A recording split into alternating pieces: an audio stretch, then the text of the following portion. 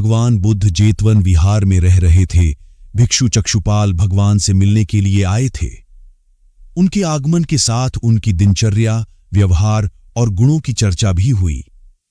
भिक्षु चक्षुपाल अंधे थे।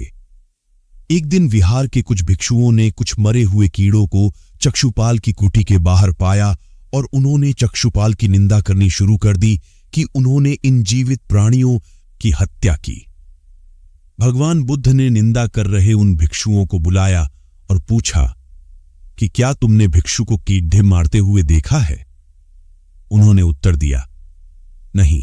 इस पर भगवान बुद्ध ने उन साधकों से कहा कि जैसे तुमने उन्हें कीड़ों को मारते हुए नहीं देखा, वैसे ही चक्षुपाल ने भी उन्हें मरते हुए नहीं देखा और उन्होंने कीड़ों को जानबूझकर नहीं मारा है, इसलिए उनकी भर्त्सना करना उचित नहीं है।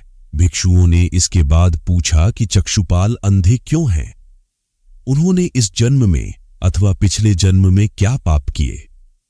भगवान बुद्ध ने चक्षुपाल के बारे में कहा कि वे पूर्व जन्म में एक चिकित्सक थे।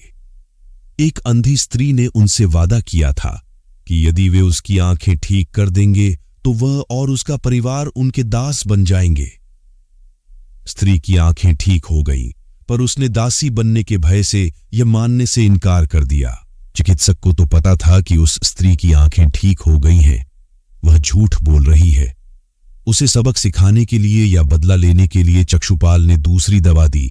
उस दवा से महिला फिर अंधी हो गई। वह कितना ही रोई पीटी, लेकिन चक्षुपाल जरा भी नहीं पसीजा।